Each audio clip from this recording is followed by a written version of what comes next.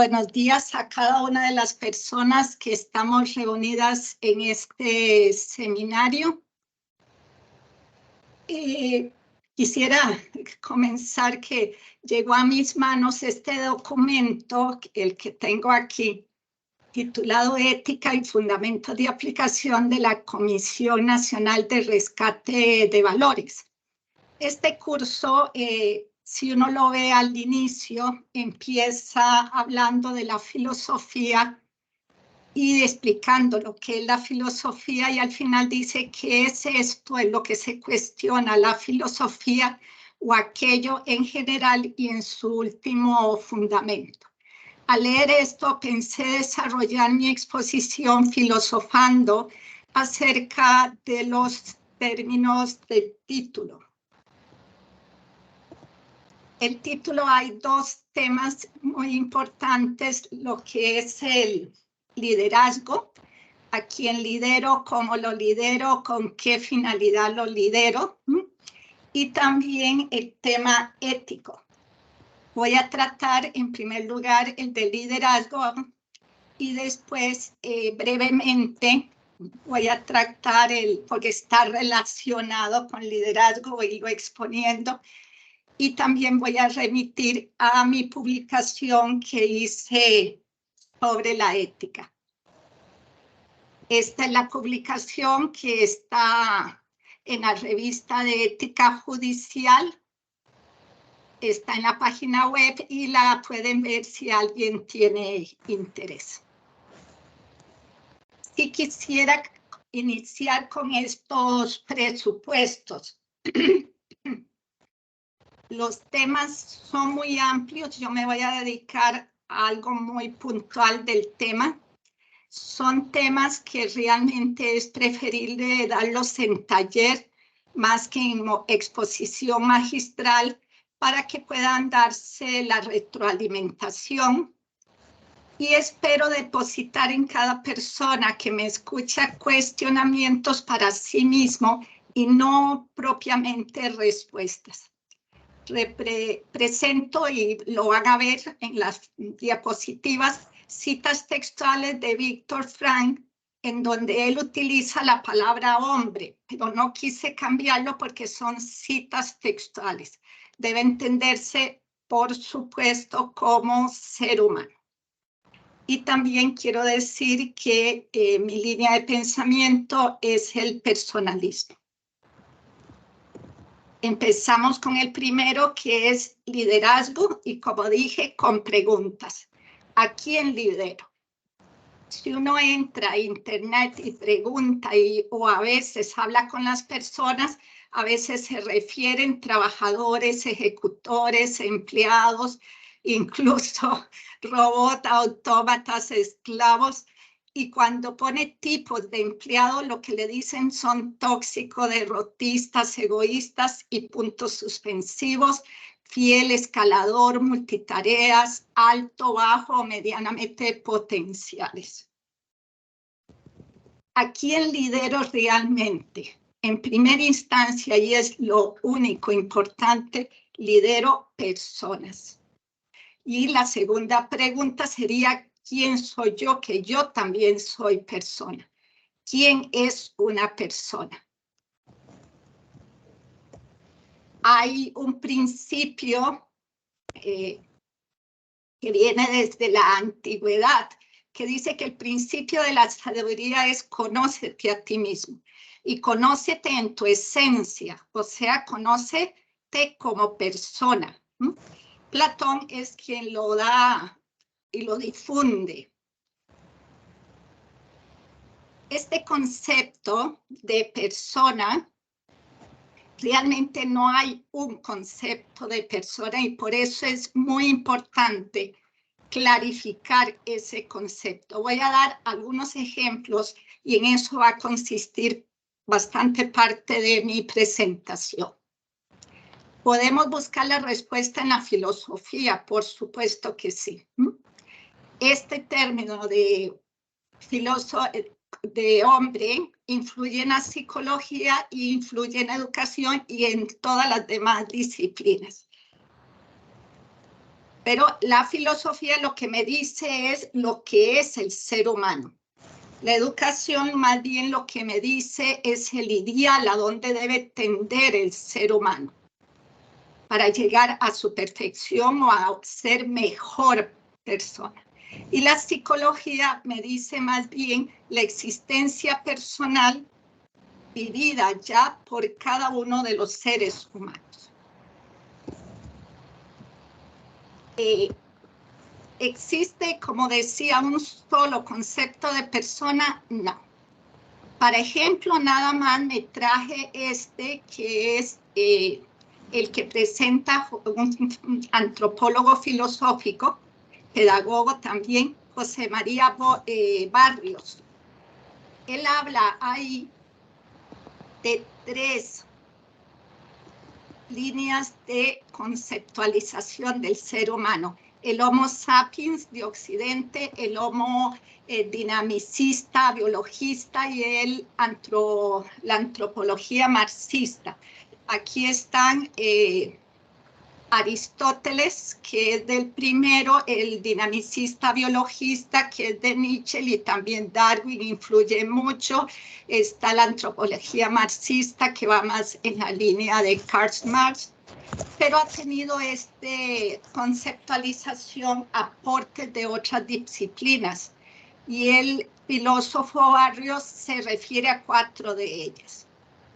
Uno es la aportación de la antrobiología, la teoría conductista, que es de Skinner, voy a referirme a ella un poquito brevemente, el modelo cibernético y el modelo de análisis existencial de Viktor Frankl.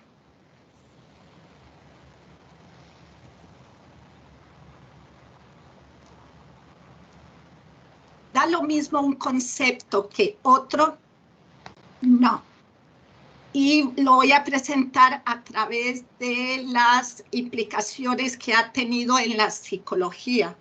Para eso voy a presentar brevemente también, porque nada más es una exposición, primera escuela de psicología de Viena, que es la de Freud, la segunda escuela de Viena, que es la de Adler, y la tercera escuela de psicología de Viena, que es la de Viktor Frankl.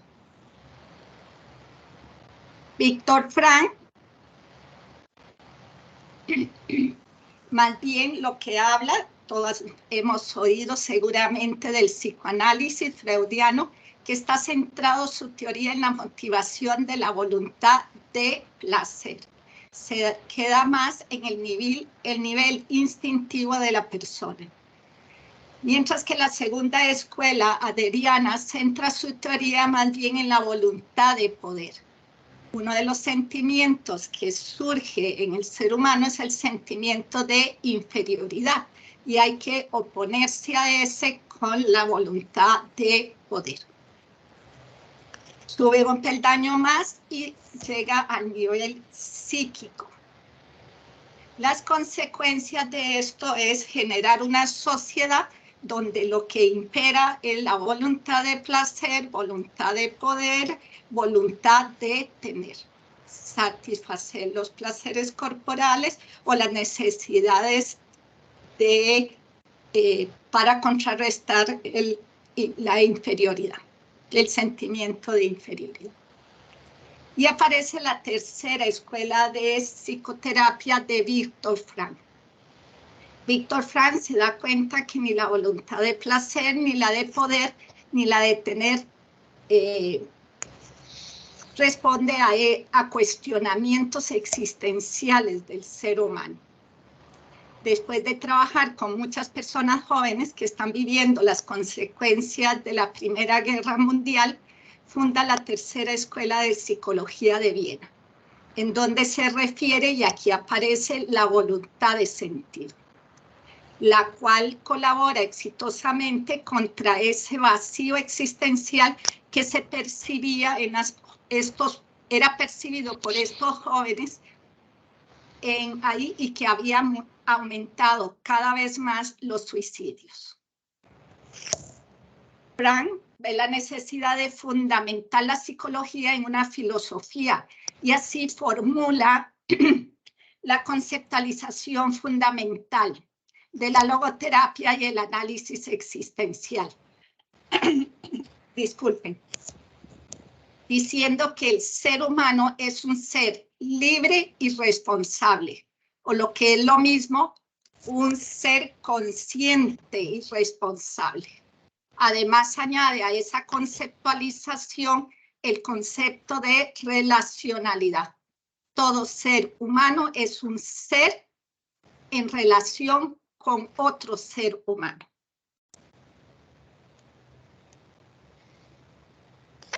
Él dice, rebasando no solo el nivel de lo físico, sino también el ciclo e incorporando por principio el ámbito de lo espiritual. Aquí espiritual no es exactamente igual que religioso o una persona que cree en un ser supremo. Puede estar porque lo hacemos a través del espíritu, pero en el espíritu vamos a ver lo que más entra y es lo más importante, es que el hombre es un ser libre y responsable. En resumen, esa fórmula antropológica fundamental se señala diciendo que el ser humano es un ser psicofísico espiritual relacional. También en algunas filosofías personalistas que van en la misma línea de Víctor Frank se habla de un espíritu encarnado o de un cuerpo espiritualizado. Víctor Frank nos dice, tanto el psicoanálisis como la psicología individual, o sea, la de Freud y la de Adler, ven solamente uno de los lados del ser hombre. Ese reduccionismo que ve Víctor Frank lo trata de explicar utilizando figuras geométricas, como las que tenemos ahí en la diapositiva. Supongamos que yo tengo un cilindro en la mano, pero ninguno de ustedes puede ver el cilindro. Después ilumino con la derecha y se proyecta una sombra en la pared izquierda. La persona que solo ve la pared dirá que lo que yo tengo en la pared es un rectángulo. Ahora supongamos más bien que lo ilumino desde la parte de arriba y proyecta una sombra en el piso. La persona que ve solo el piso dirá que lo que yo tengo es un círculo, pero en la realidad tengo un cilindro. Veo proyecciones y pertenecen al cilindro, esas proyecciones, pero no es el cilindro. Otra imagen que utiliza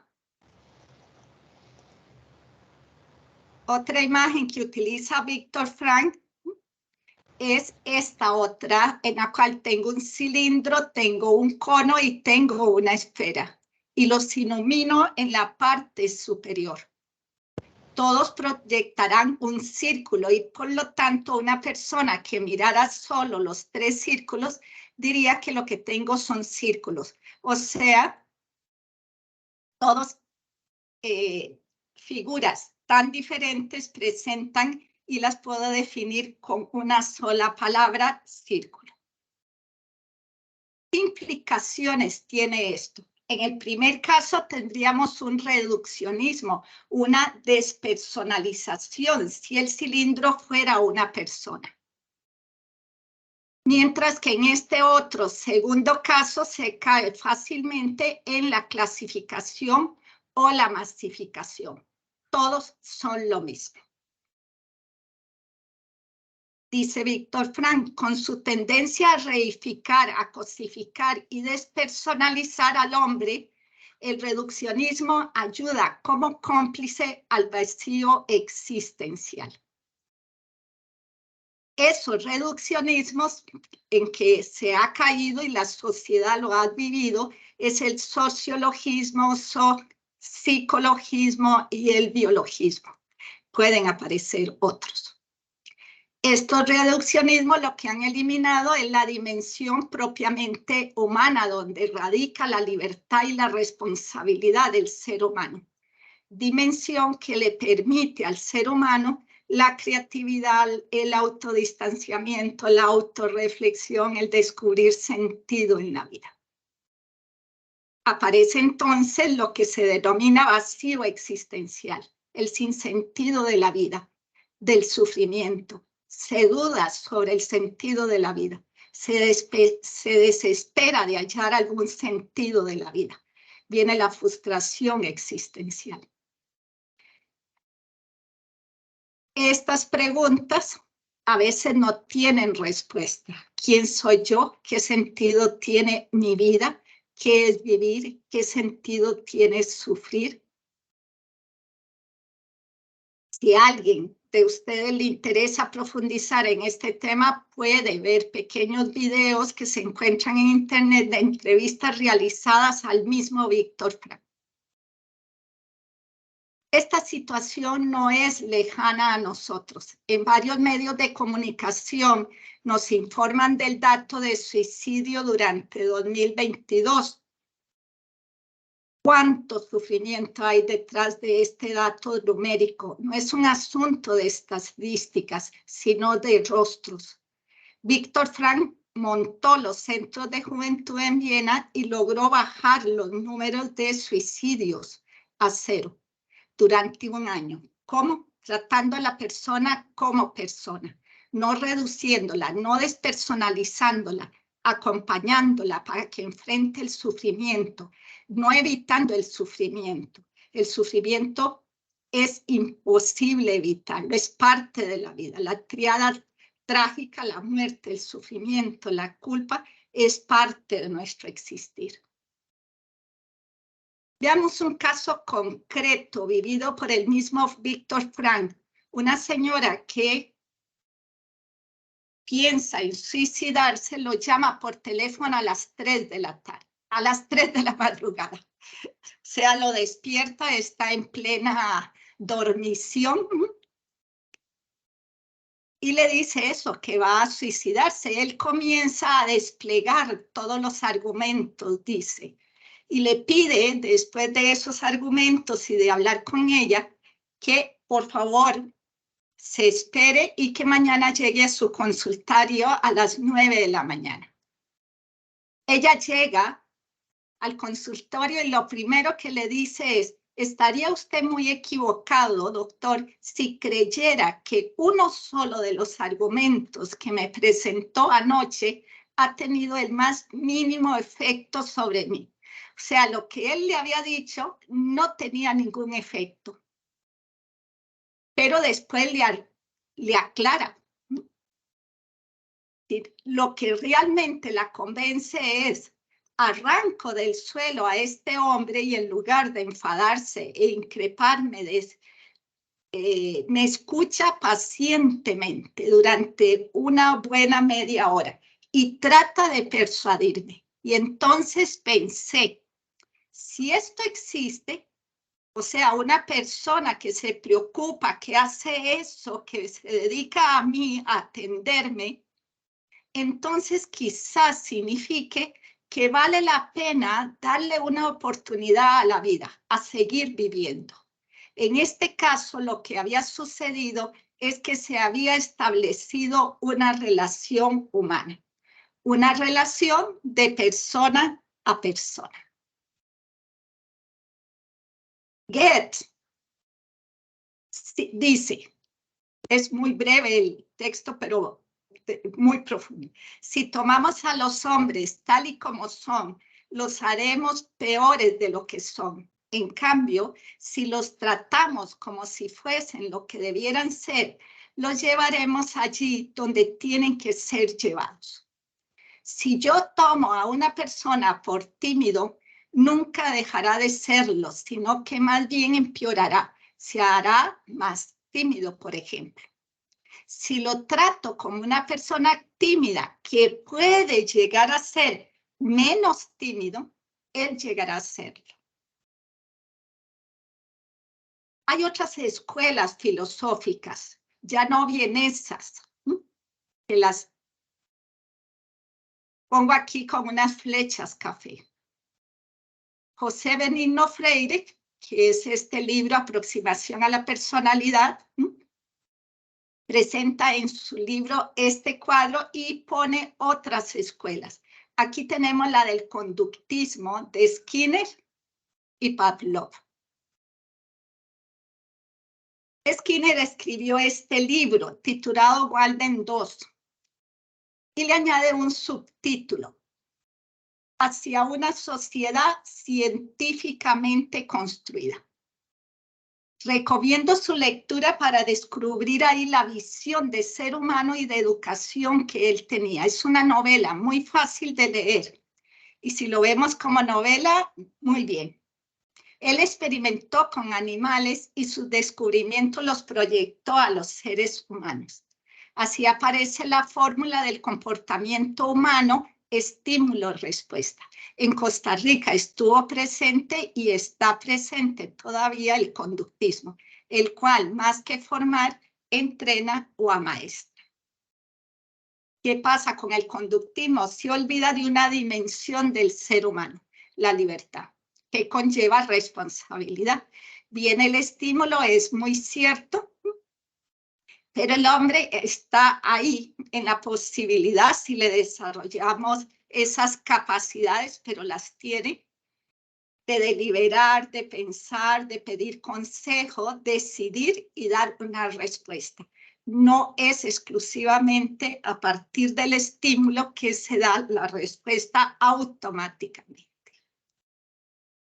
Vemos así que no da lo mismo una conceptualización enfocada en lo instintivo, en lo psíquico o en lo espiritual. Cada uno puede preguntar, y me lo pregunto yo también muchas veces al día, ¿quién es para mí el colaborador? El ser humano es un ser psicofísico, espiritual, relacional, un ser tridimensional. Es decir, el ser humano es un ser que es cuerpo, es psique, es espíritu, se relaciona con objetos, pero también se relaciona con personas y se relaciona a través de su cuerpo, de su psiquis y de su espíritu. Volvemos al inicio, a la pregunta inicial. ¿A quién lidero? Lidero personas que trabajan, lidero personas que ejecutan. Una persona puede ser perfectamente empleada de una institución XX, personas que colaboran en mi equipo de personas. Otra pregunta, si lidero personas, ¿cómo las trato? ¿Trato a una quebradura de cadera o a una persona que tiene una quebradura de cadera? ¿Trato una hipoteca o trato a una persona que está perdiendo su casa por una hipoteca y está preocupada porque tiene familia? ¿Trato un robo o trato a una persona que ha perdido la seguridad de su propio hogar porque entraron personas a robar? ¿Trato un pago de los impuestos o trato una persona que ha tenido que pedir prestado para pagar unos impuestos que a ella le parecen injustos? ¿Informo de una muerte o acojo, acompaño a una familia que ha perdido a un ser querido? ¿Qué pienso, qué siento esos afectos espirituales de misericordia al leer esta noticia, ya sea de suicidios o ya sea de homicidios? Miro rostros. ¿Qué me dicen estos rostros? Voy avanzar un poquito con conceptos relacionados con el término persona, que también van a aparecer o que aparecen en ese documento que decía que lo titularon curso de la Comisión de Valores. Ahí dice en ese documento, podríamos arriesgarnos con un concepto en la cualidad humana por la que, puestas todas las condiciones para la acción, se puede actuar o no. Continuemos con las reflexiones para profundizar en este concepto tan importante, tan esencial en la vida. Los invito a preguntarse cada uno, ¿da lo mismo actuar que no actuar? ¿Da lo mismo estudiar que no estudiar? drogarse que no drogarse, matar por dinero o no matar. Soy libre cuando decido no estudiar o drogarme o matarme o matar por dinero. Da lo mismo decidir suicidarme o decidir vivir o afrontar a pesar de todo el sufrimiento. ¿Por qué yo personalmente elegí estudiar? Es valioso el estudio, la sabiduría, no digo solo académicamente, sino saber lo que es la sabiduría en sí. La libertad no está solamente en actuar o no actuar. La libertad no está solamente en decidir. Este es un mensaje que me llegó por WhatsApp. Realmente les confieso que me llamó mucha la atención y por eso lo capturé. Dice, la libertad no significa poder hacer lo que queremos, significa tener la capacidad de hacer lo correcto. O sea, aquí incluye una palabra importante, lo correcto. Hay otra definición clásica anterior, autodeterminación al bien debido. Autodeterminarse, es decir, la misma persona es la que tiene que decidir. Permítame un segundo, por favor. La actuación que va a mantener al bien. Es decir, se deben elegir bienes, se debe elegir la sabiduría, el no drogarse, el no suicidarse, el ser solidario, el no violentarse con el otro. ¿Y debido a quién? A la persona concreta específica. Voy a poner un ejemplo. Si una persona tiene un talento de verdad que sobresale en tocar un instrumento musical, de una forma maravillosa, sería un bien para ella desarrollar ese talento, decidir libremente perfeccionarse en ese instrumento. Víctor Frank también nos da dos ideas para profundizar en ese binomio. El primero es binomio libertad y responsabilidad, y también decidir su actitud con respecto a los condicionantes. En este video que no voy a proyectar, está en YouTube y la que quiera o la persona que quiera verlo puede verlo.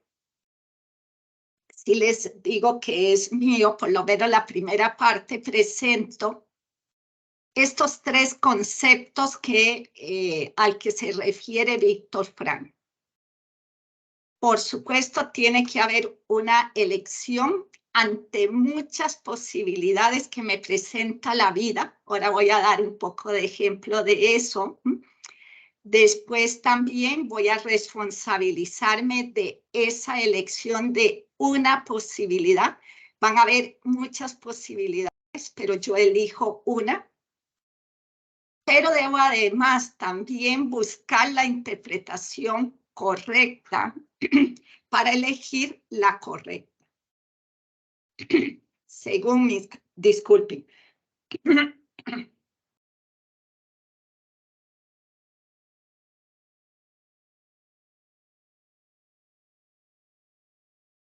Un ejemplo nada más. Una persona que ha sido despedida de su trabajo. Se le presentan muchas posibilidades. Puse unas, ustedes pueden pensar en otras. Mejorar mis habilidades laborales, conseguir otro trabajo, averiguar la causa real del despido, acusar a otro, emborracharme o drogarme, justificarme, ponerme a llorar, etc. Tiene que elegir una de ellas para su actuación. ¿Cuál es la mejor para ella en esas circunstancias, siendo persona desempleada que tiene unas responsabilidades? Ese binomio responsabilidad nunca debe separarse. Son las dos caras de una misma moneda, son inseparables. Si no me hago responsable, entonces no soy libre, o por lo menos no me manifiesto con libertad. Dice Víctor Frank, cuando se erigirá por fin en la costa occidental una estatua de la responsabilidad que sirva de pareja a la estatua de la libertad de la costa oriental. A veces damos mucho énfasis a la libertad y nos comemos o minimizamos la responsabilidad. Están al mismo nivel. Otras posibilidades que me puede presentar la vida. Ayudar a una persona a cruzar la calle. Yo decido cómo y si lo hago o no lo hago, pero además de si decido hacerlo, cómo lo hago. Responderle a una persona con amabilidad. Resolver un asunto o trámite en el tiempo mínimo requerido. Realizar las gestiones necesarias para bajar la lista de espera de las operaciones. Son ejemplos. Una madre de un bebé, darle de la noche porque el niño lo solicita, darle leche. ¿Qué decide hacer? Levantarle, atenderlo, darle un beso, lo deja llorar, se enfada al levantarse. El papá también se enfada porque el bebé está llorando. Un médico que debe dar la noticia a una persona que le han diagnosticado cáncer terminal. ¿Cómo lo puede hacer? ¿Cómo lo hace? ¿Se lo dice por WhatsApp? ¿Le informo simplemente? ¿O lo acompaño en el sufrimiento? ¿Le doy tiempo para que asimile el impacto de la primera noticia? ¿Cómo? Jefe que se encuentra en un pasillo con un colaborador. Le miro el rostro, si lo veo triste, ¿qué hago? Le pregunto, no saludo, me hago el superior, veo el celular, omito mirarlo. ¿Cómo actúo? Este es un ejemplo de la vida real, totalmente de la vida real. Una persona famosa iba entrando a un hotel en la noche. Estaban los fans en filas a ambos lados de la entrada para tocarle la mano, tomarse fotos. Ustedes los han visto y saben cómo se comportan. Los guardaespaldas lo estaban protegiendo para que no le hicieran daño. Los fotógrafos, por supuesto, estaban intentando tomar la mejor foto. En ese escenario, una fan le dice, ¿por qué tan triste? Él ya había dado unos pasos y se regresa. Y le dice, hoy en la mañana recibí una noticia que me entristeció mucho. Todo el día he estado triste. Y usted es la única persona que me hace esa pregunta. He estado con guardaespaldas, periodistas, contratistas, camarógrafos, decoradores y nadie notó mi tristeza. Los demás lo habían considerado cosa, lo habían despersonalizado. Esa fan lo hizo percibirse persona que sufre y necesita acompañamiento. Otro ejemplo de la vida real que me sucedió a mí. Permítame un ejemplo muy personal. Me urgía comprar unas entradas al volcán Poás porque había invitado a 2 personas peruanas a visitarlo. No lograba encontrar cómo podía pagarlo en línea. Llamé al primer teléfono, que están aquí, varias veces nadie me contestó. Llamé al segundo teléfono varias veces y nadie me contestó. Ya un poco tal vez acongojada porque se estaba haciendo tarde, decidí llamar a a alguien de la Cámara de Turismo. Alguien me respondió con tanta amabilidad, me explicó con paciencia, me condujo a la solución, me dijo que ellos no eran los encargados, pero que me iba a ayudar. Al día de hoy les puedo asegurar que sigo agradecido con esa persona. Se comportó como una verdadera persona que atiende a otra persona. Eligió libremente y responsablemente atenderme con esa gran actitud de amabilidad. Veamos el segundo punto, decidir su actitud frente a los condicionantes.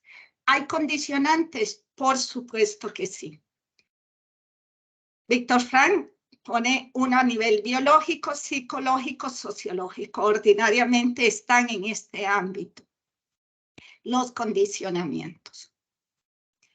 No sé si ustedes conocen a Nick, y si no, pueden ver muchos videos. Este gran hombre que ha tomado una actitud de enfrentarse a un condicionante biológico tan fuerte como fue nacer sin pies y sin brazos. Él también se planteó el suicidio cuando era muy pequeño, pero el amor de sus padres, él cuenta en uno de los videos, que inmediatamente pensó, si yo muero, mis padres van a sufrir y no quiero que ellos sufran. Y salió porque se había tirado a una piscina. Y hoy día es un gran motivador, está casado y tiene 3 y 4 hijos que aquí pueden ver. Estas son unas gemelitas. Para ir finalizando, el título de la conferencia se hablaba de un liderazgo ético. Ético en este caso está utilizado como un adjetivo, califica al liderazgo. Es decir, el modo de liderar debe ser en todo momento ético. ¿Y qué es lo ético en el liderazgo?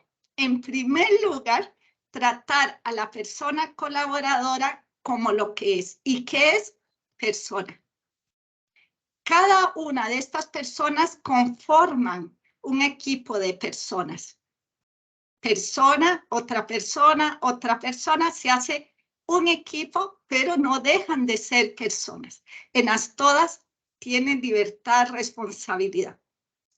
Todas tienen inteligencia, todas tienen algún sufrimiento, todas están, también algunos sentirán culpa, algunos tendrán cerca la muerte de algún ser querido, etcétera, etcétera. Nuevamente les invito a leer mi artículo porque no voy a exponer más cosas de ética por el tiempo. Este está en Cuadernos 8 en la revista Ética Judicial. Si quieren profundizar, ahí hay todo un tratado, dice ética para vivir bien en sociedad. Y el último término al que me quiero referir, pero va en la misma línea, no voy a profundizar.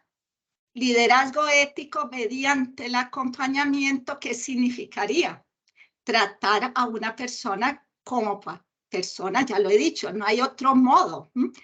Produciendo encuentros personales, buscando el crecimiento personal de cada una, no una aplastando a la otra, no una sirviéndome de la otra. Un encuentro en un ambiente de amabilidad, de respeto, de cordialidad. Un encuentro dialógico.